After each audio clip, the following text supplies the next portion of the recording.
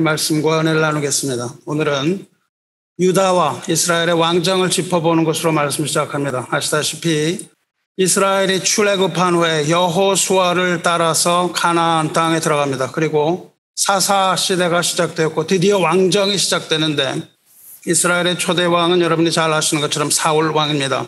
사울은 처음에 겸손했지만 시간이 지나면서 교만해져서 하나님의 명령을 임의로 바꾸고 제사장이 해야 할 일을 하는 월권을 행하는 등 여러 가지 악한 일을 했습니다. 그래서 사울의 뒤를 이어서 왕위는 다윗 왕에게 넘어갑니다. 다윗이 늙어 죽을 때에 그 아들 솔로몬이 왕이 되어서 다스립니다. 이 세 왕이 다스리던 시대를 통일 왕국 시대라고 부릅니다. 대략 120년 정도의 통치 기간이었습니다. 솔로몬은 처음에 지혜롭게 통치했으며 성전을 건축하기도 합니다. 하지만 말년에 가서 하나님을 배도하고 우상을 섬깁니다.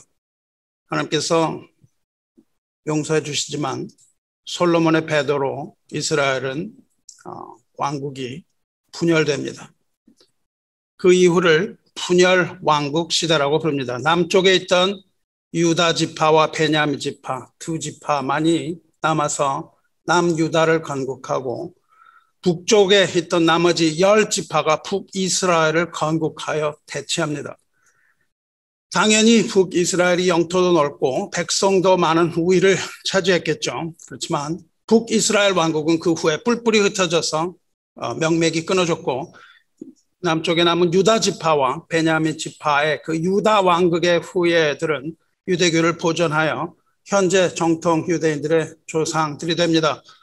2차 세계대전 이후에 유대인 인구가 약 1,800만 정도 되었지만 나치 독일이 유대인을 한 600만 정도 학살해서 1,200만 정도로 줄어들고 지금은 전 세계 한 1,400만 정도 살고 있는 걸로 추정합니다.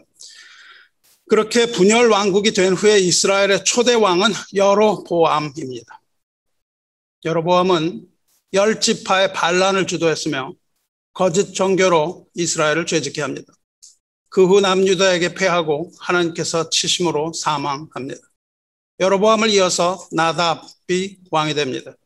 나답에 대해서 성경은 이렇게 말합니다. 그가 여호와 보시기에 악을 행하되 그의 아버지의 길로 행하여 그가 이스라엘에게 범하게 한 그 죄 중에서 행한지라. 여로보암의 아들 바사의 모반으로 여로보암은 피살당합니다. 이어서 바사가 왕이 됩니다. 하나님께서 말씀하십니다. 여호와 보시기에 악을 행하되 여로보암의 길로 행하여 그가 이스라엘에게 범하게 한 그 죄 중에 행하였더라. 바사가 죽고 바사의 아들 엘라가 왕이 됩니다. 엘라도 여호와가 보시기에 모든 악을 행합니다. 엘라가 죽고 시므리가 왕이 됩니다. 여호와의 보시기에 악을 행합니다. 시므리가 죽고 오므리가 왕이 됩니다. 여호와가 보시기에 악을 행하되 그 전에 모든 사람보다 더욱 악하게 행하여. 악은 후퇴하지 않습니다. 악은 후퇴하지 않고 진보합니다. 오므리가 죽고 그 아들 아합이 왕이 됩니다. 아합은 사마리아에서 20년 동안 이스라엘을 다스립니다. 악은 더 진보하여 아합은 바알 숭배로 온 이스라엘로 바알 신을 숭배하게 합니다. 하나님께서는 아합에게 3명의 선지자들을 보내셔서 그가 죄 가운데 죽게 될 것을 경고하십니다. 하지만 이내 이세벨의 악행을 통하여 하나님의 모든 선지자들을 다 죽이고 선지자 이사와의 일대 전투가 유명하죠. 아합은 그 이전에 모든 사람보다 여호와 보시기에 악을 더욱 행하여. 보시기 바랍니다. 이스라엘 모든 왕은 다 하나도 빼놓지 않고 하나님 보시기에 악을 행했으며 하나님을 떠난 왕들이었습니다. 그러면 남유다는 어땠을까요? 남유다의 초대 왕은 르호보암입니다. 북이스라엘은 여로보암, 남유다는 르호보암입니다. 르호보암은 솔로몬의 아들이었지만 역시 우상을 숭배합니다. 그리고 산당과 우상과 동성애 등 하나님 보시기에 악을 행하여 하나님의 진노를 삽니다. 르호보암이 죽고 그 아들 아비야가 왕이 됩니다. 아비야 역시 그 아버지가 행한 모든 죄를 행합니다. 전쟁 중에 죽고 그 아들 아사가 왕이 됩니다. 아사는 다른 왕들과 조금 달랐습니다. 아사는 그의 조상 다윗과 같이 여호와 보시기에 정직하게 행하여 남색하는 자들을 그 땅에서 쫓아내고 그의 조상들이 지은 모든 우상을 없애고 그 어머니가 만든 아세라 목상을 찍고 우상을 불살랐습니다. 하지만 아사 역시 최후에는 자만에 빠지며 선지자들을 투옥시킵니다. 병들어서 죽고 그 아들 여호사밧이 왕이 됩니다. 여러분 이것을 보시기 바랍니다. 북이스라엘의 모든 왕들이 여호와 보시기에 악한 왕들이었습니다. 남유다의 모든 왕들도 마찬가지였는데 아사는 하나님을 기쁘시게 했습니다. 그렇다면 아사의 아들 여호사밧, 오늘 이야기하려고 하는 여호사밧은 어떤 왕이었습니까? 여호사밧은 하나님께서 함께 하시는 왕이라고 기록되어 있습니다.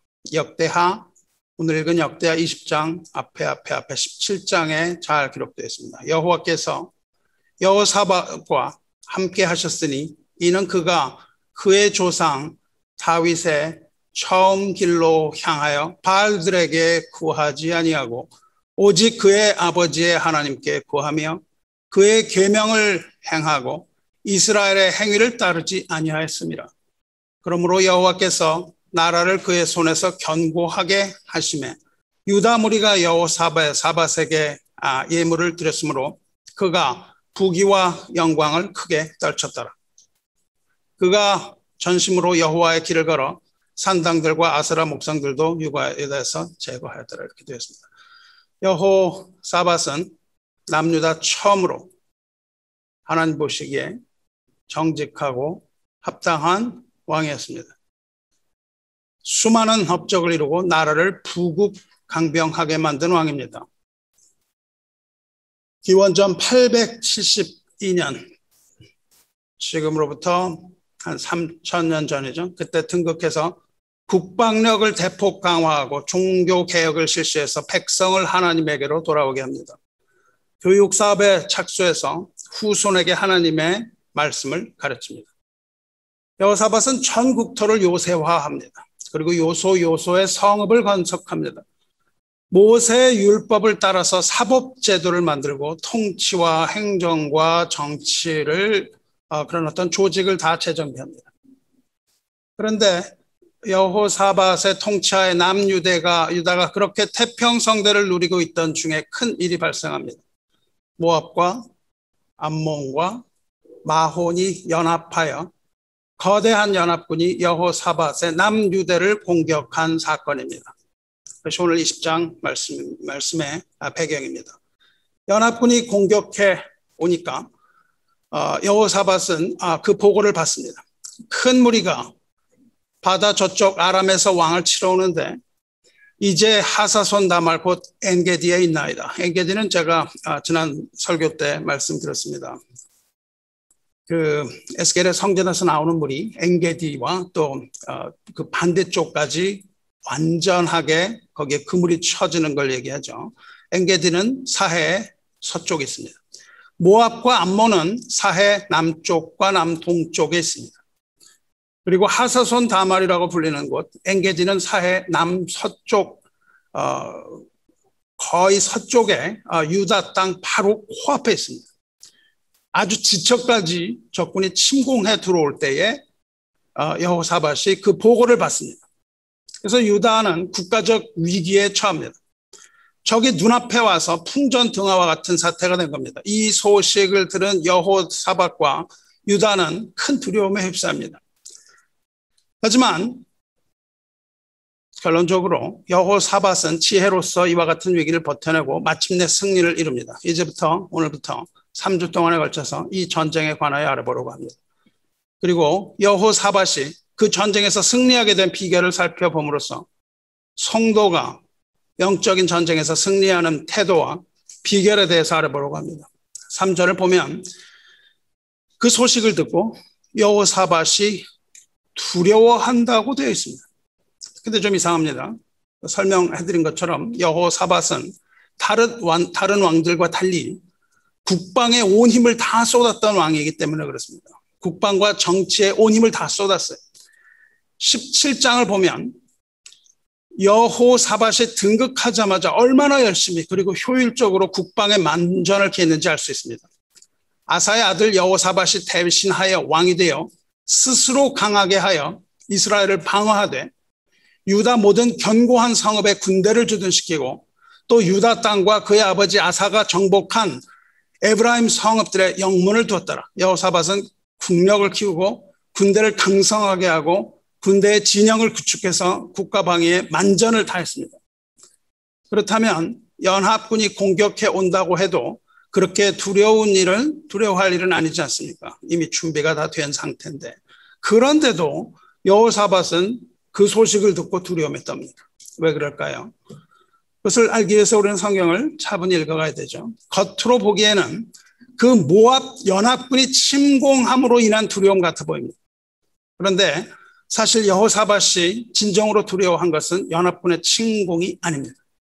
여호사밧이 그 소식을 들었을 때 두려워했던 것은 그 연합군의 침공 소식이 아니라 하나님의 진노 때문에 그렇습니다. 여호사밧이 두려워한 것은 하나님의 진노입니다. 왜냐하면 여호사밧이 그 연합군의 침공을 당하기 전에 자신이 하나님을 향하여 저지른 돌이킬 수 없는 실수 때문에 그렇습니다. 여호사밧은 하나님 보시기에 정직하게 행하고 국방과 모든 정책들에 하나님을 의지했던 왕이지만 그는 결정적인 실수를 합니다. 하나님 앞에서 결정적인 실수를 해요. 그 한 가지는 산당을 완전하게 제거하지 않은 겁니다. 우상을 섬기는 산당을 완전하게 제거하지 않았기 때문에 백성이 우상을 섬길 여지를 남겨놓은 것이 첫 번째 실책입니다. 두 번째 실책은 이것이 결정적인 것인데 북이스라엘의 아합과 동맹을 맺은 사실입니다. 여호사밧은 국방을 강화하기 위해서 내적으로도 튼실하게 그렇게 국방을 강화했지만 외교적으로 국방 강화 정책의 일환으로 북이스라엘의 아합과 정략 결혼을 합니다. 정략 결혼을 하고 동맹을 맺습니다. 좀 전에 제가 아합에 대해 설명을 해줬죠. 그 아합은 우상을 섬기고 하나님을 대적하는 왕으로서 북이스라엘 왕족 가운데 가장 악명을 떨친 왕이었고 그 모든 조상보다 더 악을 행하였던 왕입니다. 하나님께서 후에 엘리야를 보내셔서 그것에 대해 응답하시고 결국 아람과의 전쟁에서 한 무명 용사가 쏜 아합은 화살에 맞아 죽고 맙니다. 자신의 욕구 충족과 바알 숭배 및 하나님의 선지자들을 모조리 죽인 하나님 보시기에 악한 왕이었습니다. 하나님께서는 여호사밧이 하나님을 의지하지 않고 아합과 동맹하는 것을 기뻐하지 않고 진노하십니다. 이 두 가지 행적으로 인해서 여호사밧은 두려워하게 됩니다. 이 두 가지 행적을 이루었을 때 하나님께서 여호사밧에게 선지자 예후를 보내십니다. 예후를 보내서 하나님께서 선지자를 통해서 여호사밧을 무섭게 책망하십니다. 그것이 우리 오늘 읽은 20장 앞절에 있습니다. 예후의 말이 왕이 악한 자를 돕고 여호와를 미워하는 자들을 사랑하는 것이 옳으니이까. 그러므로 여호와께로부터 진노하심이 왕에게 임하리이다. 이 말을 들어요. 이러한 질책을 들은 여호사밧은 회개합니다. 이것을 듣고 회개하여 예루살렘 바깥에 나가서 전국을 다 돌아다니면서 백성들로 하여금 하나님께로 다시 돌아오라고 권합니다. 이렇게 말합니다. 너희는 여호와를 두려워하는 마음으로 삼가 행하라. 우리의 하나님 여호와께서는 불의함도 없으시고 치우침도 없으시고 뇌물을 받은 일도 없으시니라. 너희는 진실과 성심을 다하여 여호와를 경외하라. 이렇게 전국을 돌아다니면서 이제 그것을 회개합니다. 여호사밧이 이렇게 힘을 다하여 하나님께 돌아가자고 외치고 있던 어느 날 드디어 20장에 이르는 거죠. 모압과 암몬과 마온의 그 연합군의 총공세에 온다는 그 소식을 듣고 두려워하게 된 겁니다. 그러므로 강성대국이 되려고 하여 동맹을 맺었던 여호사밧이 두려워한 것은 과연 무엇이었겠습니까? 그렇습니다. 여호사밧의 두려움은 하나님의 진노에 대한 두려움입니다. 연합군의 침공 이전의 두려움은 하나님을 경외하는 두려움이었다는 겁니다. 두려움에 휩싸인 여호사밧은 그 두려움에 휩싸여서 일련의 대책을 마련합니다. 그리고 여호사밧은 이 전쟁에서 그 연합군의 침공을 막아내고 승리하게 됩니다. 이제부터 이 승리의 비결을 알아보고자 합니다. 그 비결에 대해서 이야기하기 전에 여호사밧의 이 전쟁은 영적인 전쟁임을 미리 밝혀둡니다. 목사님 너무 오버하지 마세요. 구약을 그렇게 보시면 안 됩니다. 구약은 실질적인 역사지 무슨 영적 전쟁으로 또 갖다 댑니까? 이렇게 말하지 마시기 바랍니다. 왜냐하면 성경이 그렇게 기록하고 있기 때문에 그렇습니다. 우리가 성경을 그렇게 막 갖다 대서 뭐든지 짧게 하는 것이 아니고 성경은 정확하게 얘기하고 있기 때문에 그럽니다. 오늘 읽은 것이 의심스러우면 오늘 읽은 20장 이전에 18장을 여러분 차분히 읽어보시기 바랍니다. 18장을 보면 이것이 영적 전쟁이라고 말하고 있습니다. 18장을 보면 한 영이 나옵니다. 한 영이 나와서 아합을 꼬입니다. 그 영은 자기를 스스로 거짓말하는 영이라고 얘기해요. 이 전쟁에 앞서서 한 영이 나와서 이야기하는데 나는 스스로 거짓말하는 영이다. 그리고 내가 모든 선지자들의 입에 있겠다. 거짓말하겠다는 겁니다. 역대하는 그러므로 이것이 영적인 전쟁인 것을 분명히 얘기합니다. 그리고 이 전쟁의 배후에 거짓말하는 영, 즉 예수께서 말씀하시는 거짓의 아비 사탄이 그 뒤에 있다는 것을 먼저 기록합니다. 그리고 20장에 들어와서 이 전쟁이 나타납니다. 물론 이 전쟁은 역사적인 전쟁입니다. 그러나 그것을 우리는 그러한 이 땅의 것으로만 봐서는 안 됩니다. 왜냐하면 하늘에 일어나는 일들이 이 땅에 일어나고 있는 겁니다. 하나님의 역사가 이 땅의 역사를 돌리고 있는 것이기 때문에 그렇습니다. 그러므로 우리는 이것을 그냥 보아서는 안 되는 것이고 영적인 전쟁으로 엮어서 보아야 되는 거예요. 그래서 이것은 우리에게 적용되는 전쟁입니다. 영적 전쟁은 그때고 있었고 악은 계속 전진했고 우리는 그 전진하고 두려운 그 악과의 전쟁에 들어가 있기 때문에 그래요. 20장에 들어서는 여호사밧의 전쟁이 전개되는데 그것은 이 땅에서의 전쟁일 뿐만 아니라 하늘에서의 전쟁이기도 한 것이기 때문에 그래요. 그러므로 여러분은 이 설교를 들으면서 여호사밧이 어떻게 전쟁에 승리했는지 확인하시고 저와 여러분의 모든 영적 전투에서 동일한 전략을 배워서 승리하시기를 축원합니다. 이 연합군의 침공 소식을 듣고 두려워한다고 그랬습니다. 그리고 그 두려움은 하나님으로부터 온 두려움입니다. 그것은 하나님의 진노를 두려워함이고 하나님께서 선지자를 통하여 알려주신 두려움입니다. 그것은 하나님의 뜻대로 하게 되는 두려움이었죠. 우리의 두려움은 근심을 이끌어냅니다. 우리의 근심은 두려움으로부터 와요. 그런데 근심에는 두 가지 근심이 있습니다. 첫 번째 근심은 세상이 주는 근심입니다. 저와 여러분이 매일매일 당하는 두려움이에요. 세상이 주는 두려움은 사망으로 여러분을 인도합니다. 그 두려움에 지면 사망으로 끌려갑니다. 여러분과 제가 가지는 대부분의 두려움이 세상 근심이죠. 세상 근심에 잠식되면 그 결과는 사망이라고 성경이 말합니다. 그런데 세상 근심이 아닌 두 번째 또 다른 근심이 있는데 그것은 하나님으로부터 오는 근심입니다. 하나님으로부터 오는 근심은 여호사밧이 두려웠던 것처럼 하나님의 진노에 대한 두려움과 근심, 죄의 결과, 심판에 대한 두려움과 근심입니다. 이것을 우리는 하나님에 대한 경외심이라고 부르고 하나님의 뜻대로 하는 근심이라고 부릅니다. 세상으로부터 오는 근심은 심판으로 인한 사망을 이루지만 하나님의 뜻대로 하는 근심은 회개를 이룹니다. 그리고 회개는 구원을 이루는 겁니다. 그러니까 그러므로 우리가 구원을 이루기 전에 먼저 우리에게 오는 것은 하나님의 뜻대로 하는 근심입니다. 고린도후서 7장 10절에 정확하게 기록되어 있죠. 하나님의 뜻대로 하는 근심은 후회할 것이 없는 구원에 이르게 하는 회개를 이루는 것이요 세상 근심은 사망을 이루는 것이니라 말씀하고 계십니다.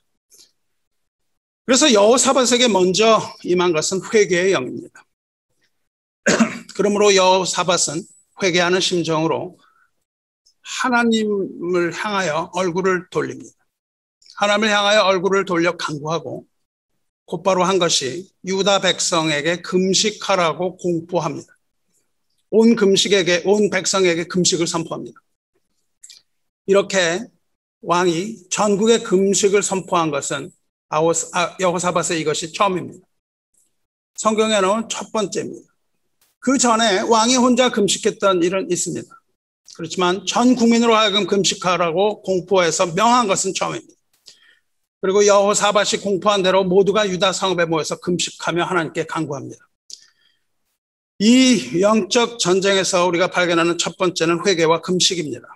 이 영적 전쟁을 승리로 이끈 첫 번째 비결은 금식이에요.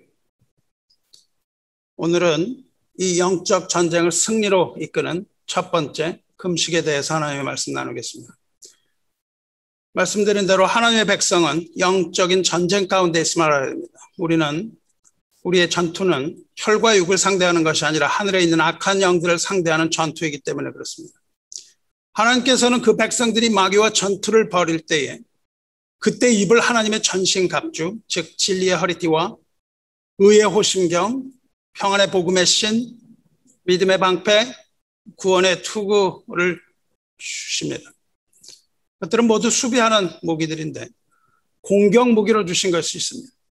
공격 무기로 주신 것이 바로 성령의 검, 즉 하나님의 말씀, 이것을 우리에게 주시고 더욱 강력한 무기, 기도로서 에베소 6장이 마무리됩니다.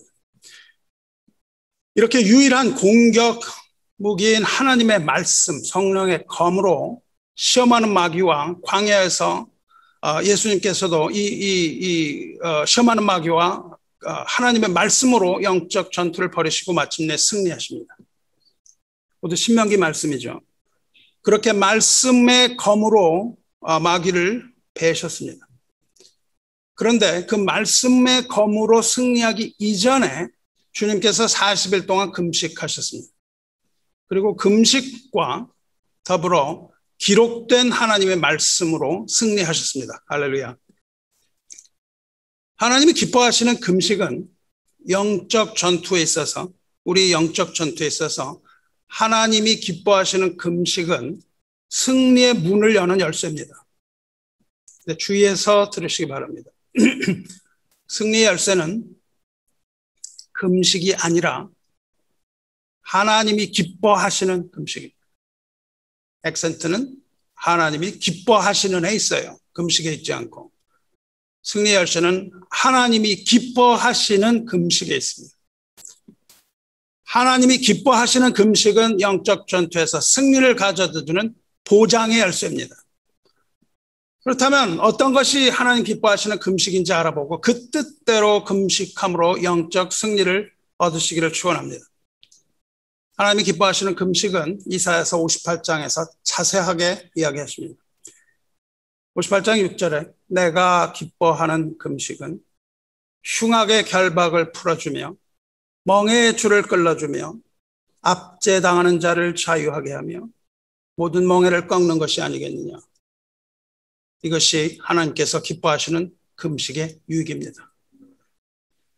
이것은 영적 전쟁의 승리를 말합니다. 하나님이 기뻐하시는 금식은 4가지 결과를 가져온다고 지금 말씀하세요. 나의 기뻐하는 금식은 흉악의 결박을 풀어주며, 하나님께서 기뻐하시는 금식은 첫째로 흉악의 결박을 풀어줍니다. 흉악의 결박이라는 말은 영어로 bonds of wickedness, 악의 띠입니다. 악의 띠, 혹은 chains of injustice, 즉 불의의 사슬이라고 번역합니다. 이 흉악이라고 하는 것은 어떤 잔인한 성품을 가진 자가 부당한 힘을 가지고 다른 사람을 억압하고 얽어매는 행위를 말합니다. 억울한 것이죠. 억울한 일을 당하는 겁니다.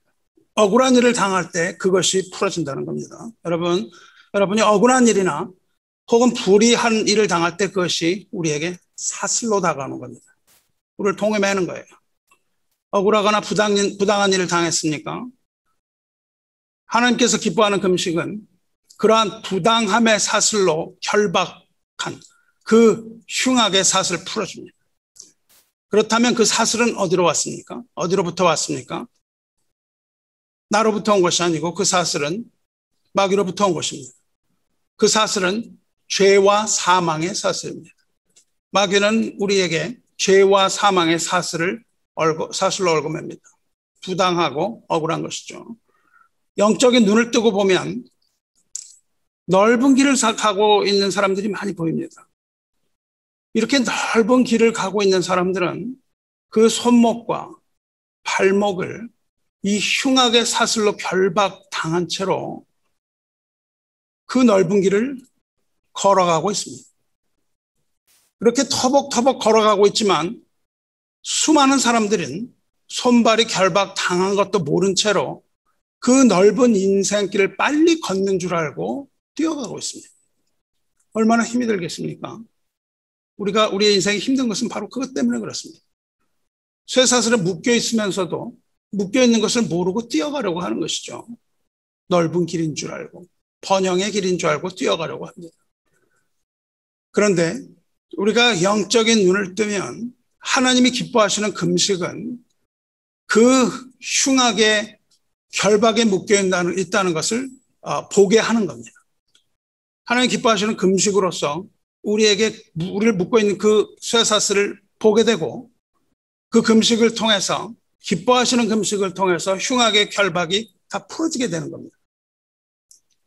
둘째로 하나님 기뻐하시는 금식은 멍에의 줄을 끌어줍니다. 멍에의 줄이라는 것은 the bands of the yoke. 요크라는 것은 쟁기를 끌기 위해서 밭을 갈 때 그 쟁기를 끌게 하기 위해서 두 마리 소나 말을 놓고 그 어깨에 씌우는 굴레입니다. 멍에라는 것은 노동을 수반하는 거예요. 멍에라는 것은 억압이나 강제 노동의 무거운 짐을 말합니다. 이 넓은길을 가는 사람이 인생길을 걷고 있는 사람 무거운 짐을 지고 갑니다. 물동이를 지고 가는 것 같아요. 요크에다가 요크를 이렇게 하고 거기다가 끈을 달아서 물동이를 지고 가죠. 지금 여러분 어깨에 얼마나 무거운 짐을 지고 갑니까? 이 세상에서 경쟁하기 위해서 얼마나 많은 짐을 여러분 여태까지 져왔고 앞으로도 집니까? 이렇게 경쟁하기 위해서 스스로 지는 멍에가 있습니다. 내가 그걸 자꾸만 지려고 그래요. 매일매일 노력을 합니다. 멍에를 치려고. 왜냐하면 생존 경쟁에서 승리해야 되니까요. 그런 게 있는가 하면 나와는 상관없이 남이 나에게 져주는 그런 멍에도 있습니다. 나에게 짐을 져줘. 예수님 말씀하십니다. 수고하고 무거운 짐진 자들아 다 내게로 오라 내가 너희를 쉬게 하리라. 예수께서 말씀하신 이 짐이 바로 우리가 진 멍에입니다. 나는 마음이 온유하고 겸손하니 나의 멍에를 메라 하시죠. 내게 배우라. 그리하면 너희 마음이 쉼을 얻으리니 이는 내 멍에는 쉽고 내 짐은 가벼움이라. 마귀는 우리 목에 멍에를 올려놓습니다. 그리고 우리로 하여금 자꾸만 그걸 올려놓도록 우리 눈을 가립니다. 우리는 그것을 계속 올려놓고 살죠. 멍에는 또 줄이 달려 있습니다. 그래서 멍에에 달린 줄로 우리 목을 칭칭 감으려고 합니다. 우리를 얽어매고 있는 그 멍에의 줄이 우리의 숨통을 조여오는 것이죠. 멍에는 그 무거운 짐으로 우리의 어깨를 짓누릅니다. 그런데 수많은 사람들은 이것이 영적인 일인 것도 모르고 멍에의 줄을 붙잡고 있는 것이 거짓의 압이 악한 영인 것도 모르고 살아갑니다. 안타까운 일이죠. 영적인 눈이 닫혀서 그렇습니다. 이것이 두 번째고, 세 번째로 하나님께서 기뻐하시는 금식은 압제당하는 자를 자유케 한다고 말합니다. 압제당하는 자는 심령이 상한 자를 말합니다. 폭력이나 압제 등 부당한 대우를 받는 자를 말합니다. 역시 마귀의 영이 압제당한 사람입니다. 우리에는 영혼과 육이 있습니다. 그런데 우리의 영혼은 우리 육신을 지배하고 다스립니다. 마귀에게 압제당하는 것은 우리 영혼입니다. 우리의 영이 마귀에게 압제당하면 우리의 마음, 생각, 우리의 이성, 정신 이런 것들이 무거움에 눌리는 겁니다. 그렇게 되면 우리의 육신이 영향을 받는 거예요. 하나님께서 기뻐하시는 금식은 그렇게 그 영이 압제당하는 자에게 자유를 준다고 했습니다. 진리를 알지니 진리가 너희를 자유케 하리라. 그 자유는 그 앞서 그 모든 멍에를 꺾음으로 얻어지는 겁니다. 하나님께서 기뻐하시는 금식은 흉악의 결박을 풀어주며 멍에의 줄을 끌어주며 모든 멍에를 다 꺾어버림으로써 압제당하는 모든 자에게 자유를 준다고 말씀하시는 겁니다. 하나님 기뻐하시는 금식은 자유를 가져오는 거예요. 이것이 하나님께서 기뻐하시는 금식의 결과입니다. 그리고 말씀하세요. 내가 기뻐하는 금식은 줄인 자에게 내 양식을 나누어주며 유리하는 빈민을 집에 들이며 헐벗은 자를 보면 입히며 또 내 고륙을 피하여 스스로 숨지 아니하는 것이 아니겠느냐. 또 줄인 자에게 내 마음이 동해서 괴로워하는 자의 심장을 만족하게 하는 것이 아니냐. 그렇게 말씀하십니다. 하나님께서 기뻐하는 금식은 한마디로 이웃사랑의 실천을 말하는 겁니다. 하나님을 사랑하는 마음으로 금식하며 불쌍한 이웃을 긍휼히 여기며 사랑을 실천하며 금식하라고 말씀하시는 거죠. 이웃 사랑을 실천하는 것이 하나님이 기뻐하시는 금식의 첫 번째입니다. 이러한 금식, 하나님께서 기뻐하시는 이 금식에는 여러 가지 약속이 있습니다. 첫 번째 약속이 있습니다. 그리하면 내 빛이 새벽같이 비칠 것이며 올바른 동기와 형제 사랑 가운데 금식하는 자에게는 아침에 비치는 찬란한 빛이 약속되어 있습니다. 이 빛은 하나님께서 주시는 번영과 형통을 말합니다. 그 빛은 어둠을 뚫고 오는 빛입니다. 어둠 가운데에 하는 그 금식할 때는 어둠 가운데 하죠. 어둠 가운데 하는 금식 후에 찾아오는 하나님의 빛입니다. 줄인 자에게 내 심정이 동하며 괴로워하는 자의 심정을 만족하게 하면 내 빛이 흑암 중에서 떠올라 내 어둠이 낮과 같이 될 것이며 내 영혼을 끄집어내서 줄인 자에게 주면, 그런 뜻입니다. 그 마음을 가지고 긍휼히 여기라는 거죠. 지금까지 불투명하고 암담했던 상태가 이제 분명히 보이는 낮과 같이 될 것이다. 그리고 너의 시련과 압제가 끝나고 자유를 얻을 것이다. 그런 약속을 해주셨어요. 첫 번째 약속입니다. 두 번째 약속은 내 치유가 급속할 것이며, 치유는 여기서 치유가 급속할 것이라는 것은, 치유라는 말은 상처를 싸매는 그 긴 붕대를 말합니다. 붕대가 주어질 것이라는 말입니다. 상처를 싸매 주시고 치료해 주신다는 뜻입니다. 우리가 질병 가운데 있을 때 근심과 걱정을 할 것이 아니라 하나님이 기뻐하시는 금식을 할 때에 그 질병을 급속하게 치료해 주겠다고 약속하셨습니다.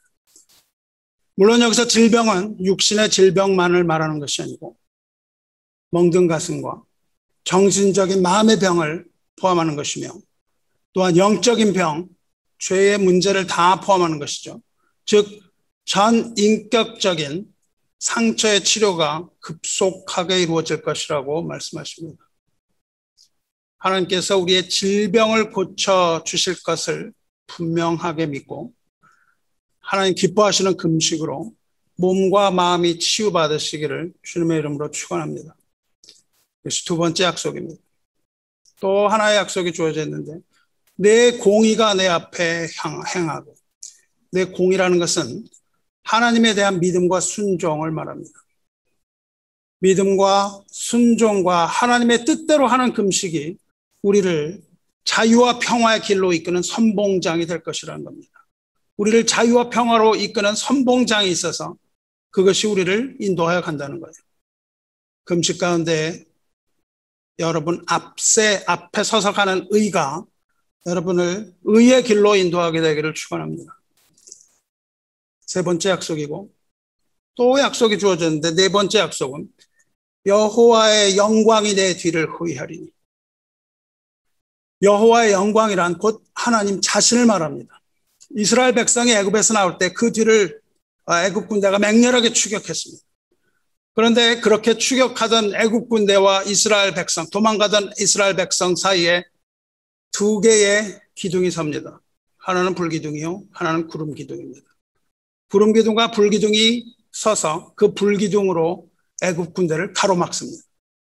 이스라엘 백성의 뒤쪽에 하나님의 영광이 섭니다. 불기둥과 구름기둥은 하나님의 영광을 말합니다. 불기둥과 구름기둥은 백성을 앞에서 인도하기도 하는 것이지만 뒤에서 호위하는 역할도 하는 겁니다. 기뻐하시는 금식 가운데 하나님께서 그 의로 앞에서 인도하시고 뒤에서 호위하시고 보호하여 주시기를 주님의 이름으로 축원합니다.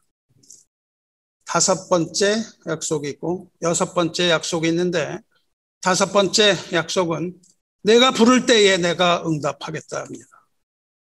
하나님의 이름을 부르는 자에게 응답하겠다고 약속하십니다. 여러분, 하나님의 응답을 얻지 못해 답답합니까? 기도를 많이 해도 하나님이 응답하시지 않는 것. 그렇다면 하나님이 기뻐하시는 금식으로 하나님 응답을 얻으시기 바랍니다. 그래도 응답이 없다면 이 약속을 믿어야 됩니다. 이 약속을 하나님 앞에 내놓는 겁니다. 하나님 기뻐하시는 금식을 내가 하고 있는데 하나님의 이름을 부를 때 응답하겠다고 하시지 않았습니까? 하나님의 응답이 없으면 이 약속을 믿음으로 그것을 보증으로 하나님 앞에 내어놓고 주님의 이름을 부르시기 바랍니다. 하나님께서 응답하지 않으실 수가 없는 겁니다. 여섯 번째는 내가 부르짖을 때에 하나님이 대답하시는데, 내가 부르짖을 때 내가 여기 있다 하리라. 하나님이 내가 여기 있다고 말씀하시는 겁니다. 그렇게 추가로 약속하셨습니다.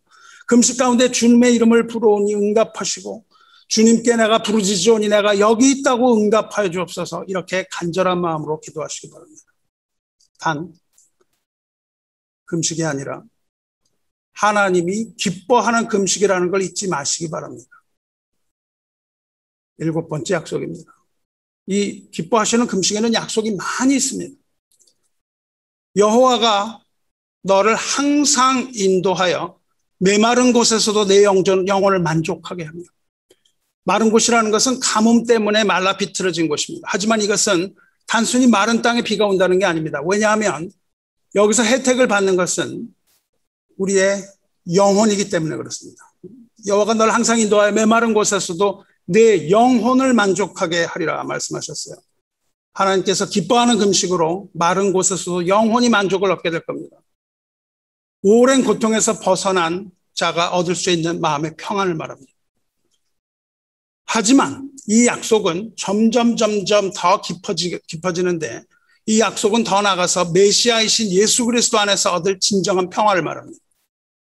왜냐하면 이사야가 늘 말하고 있는 마른 땅은 메시아께서 구원하게 되실 땅이라고 말하고 있기 때문에 그래요. 이 메마른 땅은 메시아께서 구원하시는 그 예언입니다. 고통과 사망과 죄와 허물과 인생의 모든 길 가운데서 우리가 얻는 구원을 말합니다. 또 하나의 약속이 있습니다. 약속은 끝이 없습니다.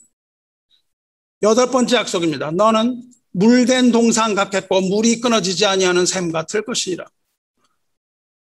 우리가 이렇게 신방을 할 때 이런 말을 딱 써서 보냅니다. 너는 물된 동산 같겠고 물이 끊어지지 않은 샘 같을 것이다. 좋아해서 집에다 붙여놓죠. 그러나 어떻게 그렇게 될 것인지를 알지 못합니다. 하나님이 기뻐하시는 금식을 하는 자, 하나님이 기뻐하시는 삶을 사는 자가 그렇게 되는 겁니다. 물된 동산이라는 것은 결국 천국을 말하는 것이며 하나님의 나라를 뜻합니다. 왜냐하면 이 샘물은 영원히 끊어지지 않는다고 말씀하셨기 때문에 그래요. 영원히 끊어지지 않는 생명수의 강이 때문입니다. 이 물을 마시는 자마다 다시 목마르니와 내가 주는 물을 마시는 자는 영원히 목마르지 아니하리니 내가 주는 물은 그 속에서 영생토록 솟아나는 샘물이 되리라. 이것을 말하는 것이죠. 끊어지지 않는다고 여기서 말씀하시는데 그건 거짓이 아니라 진실이라는 뜻입니다. 하나님께서 예비하실 샘은 결코 마르지 않은 생명수이기 때문에 그렇습니다. 하나님께서 기뻐하시는 금식 가운데 영원히 목마르지 않는 생명수로 여러분 목을 축이시기를 축원합니다. 아홉 번째 약속이 있습니다. 아홉 번째 약속은 메시아의 나라, 하나님의 나라의 완성입니다. 내게서 날 자들이 오래 황폐된 곳을 다시 세울 것이며 너는 역대 파괴된 기초를 쌓으리니 너를 일컬어 무너진 데를 보수하는 자라 할 것이며 길을 수축하여 거할 곳이 되게 하는 자라 하리라. 이것이 바로 하나님께서 기뻐하시는 금식의 최종 결론입니다. 하나님 나라의 완성이요, 하나님 나라의 소유를 말합니다. 하나님께서 기뻐하시는 금식에는 이러한 9가지 약속이 들어있습니다. 그러므로 여러분은 간절한 금식, 하나님 기뻐하시는 금식으로 하나님께서 하신 이 약속들을 다 받아내시기를 축원합니다. 금식이 무엇인지 알아보겠습니다. 금식은 무엇입니까? fasting이라고 그러죠. 하루 세 끼를 굶는 것이 금식입니까? 굶는 것이 금식이에요? 결코 그렇지 않습니다. 하나님이 기뻐하시는 금식만이 금식입니다. 하나님이 기뻐하시지 않는 금식은 헛된 일입니다. 그냥 굶는 거예요. 응답받지 못하는 헛된 일입니다. 금식하지 마시기 바랍니다. 밥만 굶는 거예요. 얼마나 억울합니까? 밥도 굶고 응답도 받지 못하고, 우리가 금식해도 응답받지 못하는 일이 비일비재합니다. 그래서 우린 금식 안 해요. 응답을 못 받으니까 믿질 않는 겁니다. 금식을. 금식해도 소용없다는 거죠. 왜 그럴까요? 하나님이 기뻐하시는 금식을 하지 않았기 때문입니다. 어떤 금식이 응답받지 못하는 겁니까? 이것을 알아야 합니다. 금식이 문제가 아니라 하나님이 기뻐하심이 문제예요. 우리가 금식하되 하나님한테 묻습니다. 왜 응답을 안 하세요?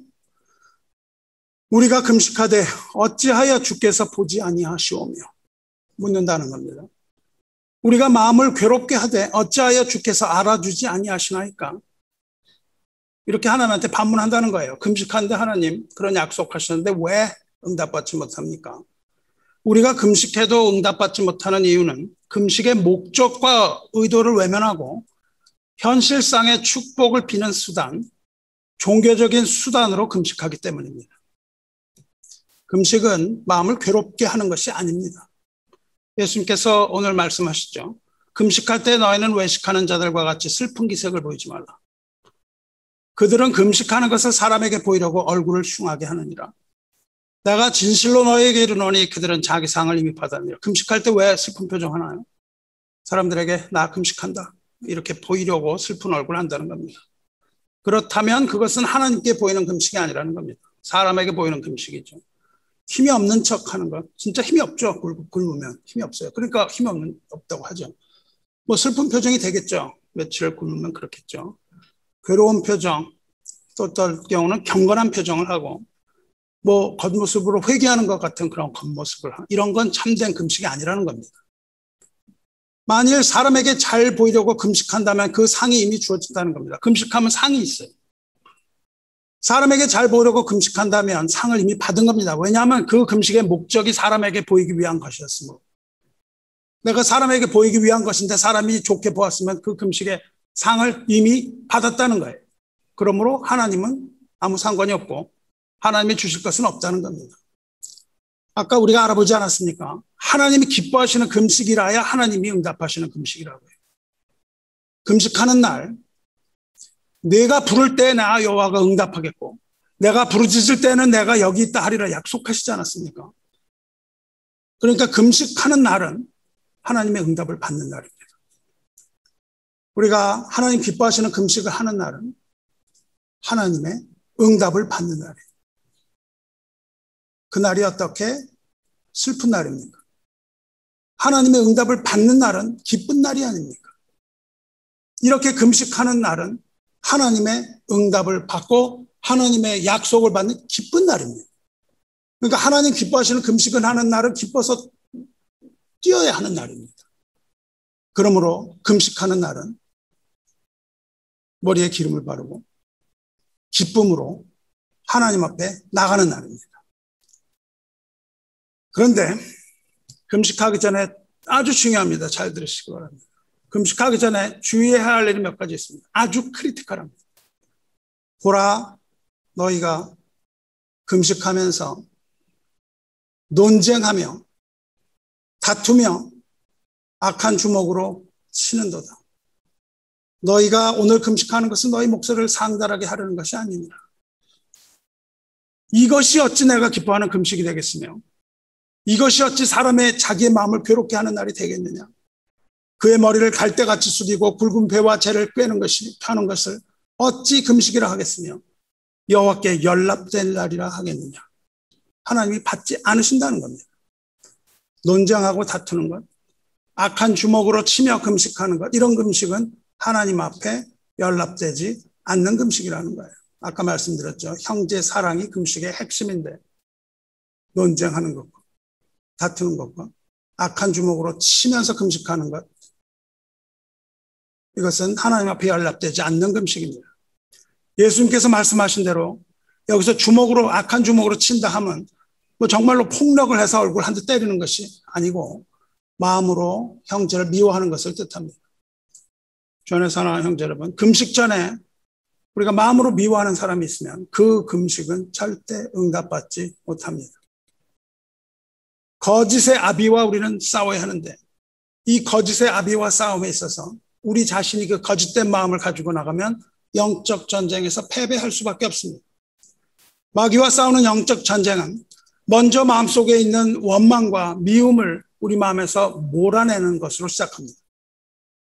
여러분이 금식하며 자기 소망을 하나님 앞에 아뢰기 전에 먼저 해야 될 일이 있습니다.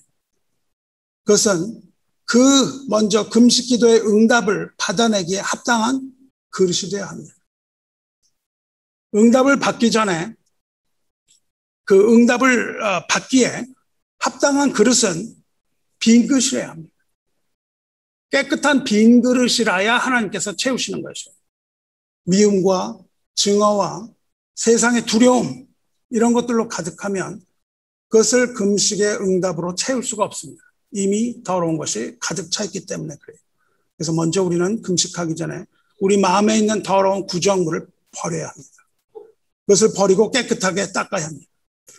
미움의 마음을 쏟아내고 성령으로 가득 채울 수 있도록 준비되어야 되는 것이죠.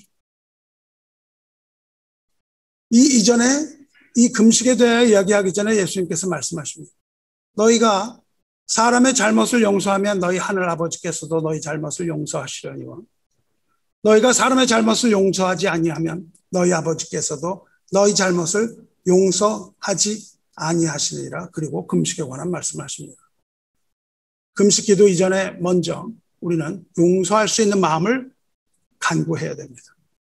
우리의 것으로 용서하지 못하기 때문에 우리는 그 마음을 구해야 됩니다. 그리고 그 마음을 얻은 후에 금식할 수 있습니다. 원망과 미움이 있으면 기도가 상달되지 않습니다. 금식이 상달되지 않고 헛된 일이 된다면 그 무슨 허무한 일입니까? 금식할 필요 없죠. 먼저 충분히 기도해야 됩니다. 용서의 마음을 구하고 미움을 몰아내고 내 마음에 있는 상처를 몰아내고 더러운 것들을 몰아내야 되는 거예요. 주안에 사랑하는 형제 여러분, 금식이란 건 뭡니까? 금식은 음식을 굶는 게 아니라고 말씀드렸어요. 하나님 기뻐하시는 금식은 끼니를 거르는 게 아닙니다. 이것을 착각해서는 안 되는 겁니다. 내가 죽음을 각오하고 끼니를 걸러서 하나님이 나에게 그 마음을 보시고 주신다. 이게 아니라는 거예요. 그게 잘못된 겁니다. 내 생명을 담보로 하나님께 무엇을 얻어내려는 것이 금식이 아니에요. 참된 금식은 여러분이 인생길을 걷는 도중에 잠시 일상의 습관을 멈추고 하나님을 향해 얼굴을 돌리는 겁니다. 걷던 길을 멈추고 하나님의 얼굴을 구하고 찾는 거예요.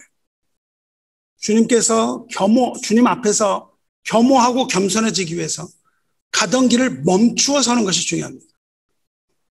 죄의 습성을 잠시 멈추고 하나님을 바라보는 것이 하나님 기뻐하시는 금식이에요. 금식은 먹고 마시지 않는 데 의미가 있지 않습니다.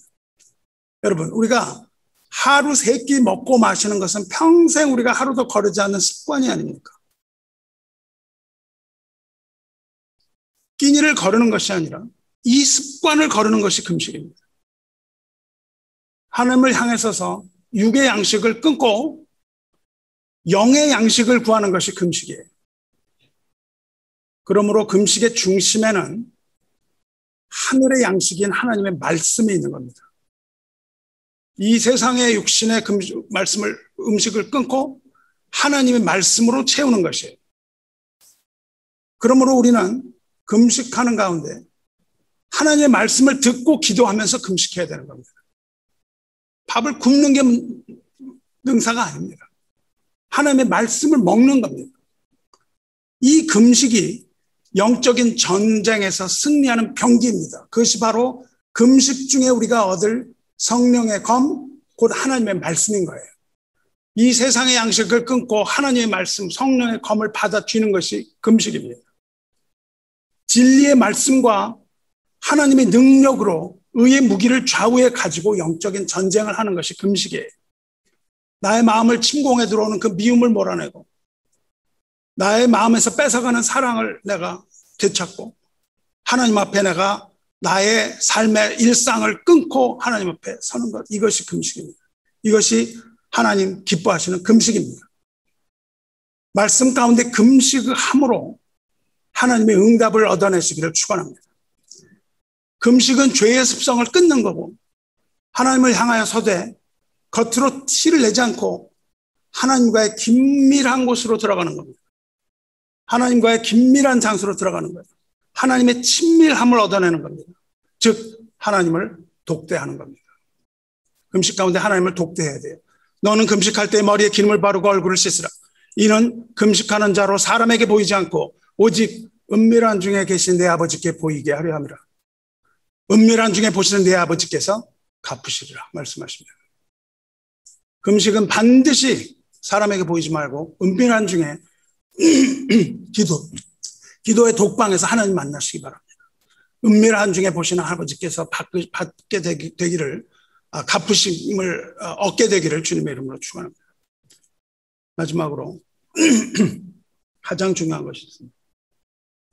앞에 있는 것, 이것 굉장히 중요합니다. 더 중요한 게 있습니다.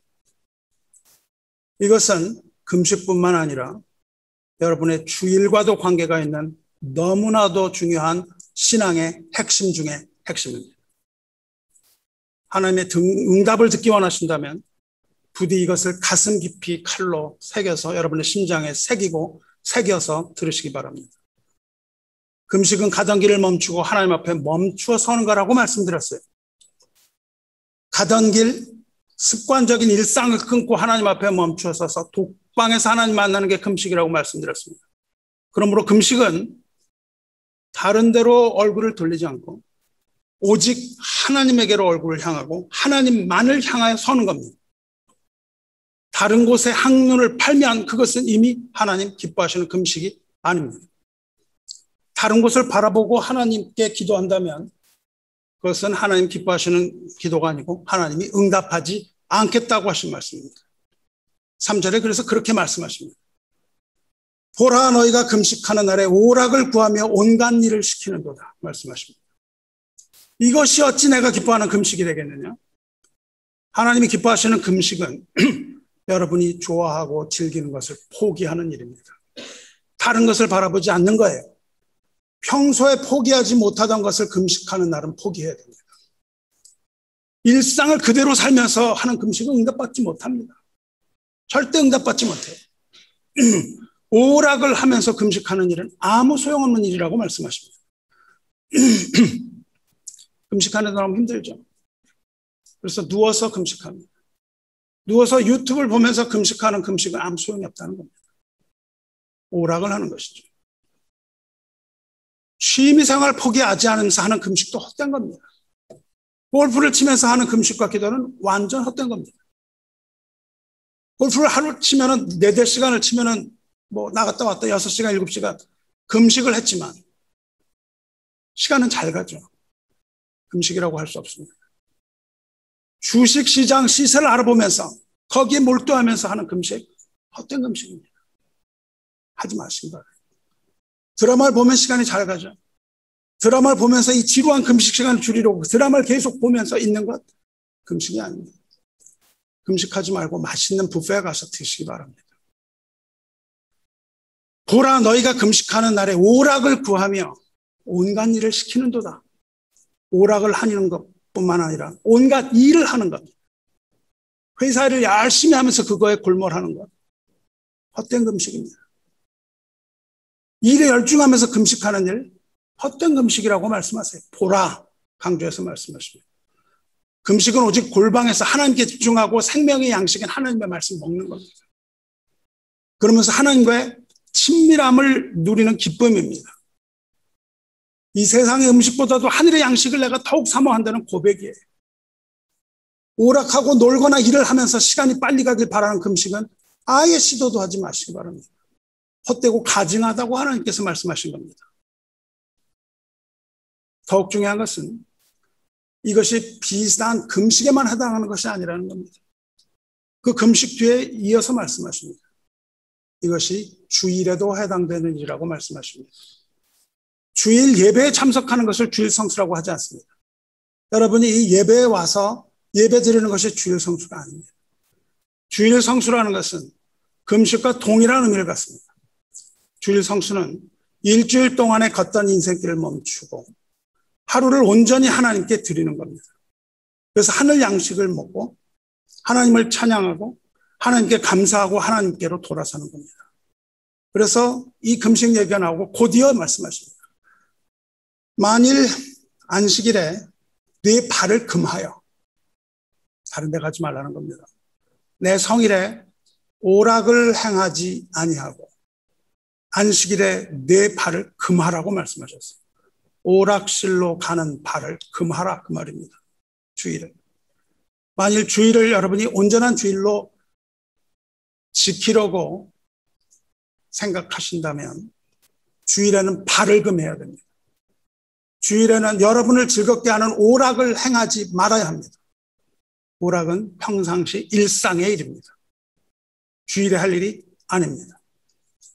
만일 안식일에 네 발을 금하여 내 성일에 오락을 행하지 아니하고 안식일을 일컬어 주일을 일컬어 즐거운 날이라 여호와의 성일을 존귀한 날이라 하여 이를 존귀하게 여기고 내 길로 행하지 아니하며 내 오락을 구하지 아니하며 사사로운 말을 하지 아니하며 세상 말 하지 말라는 겁니다.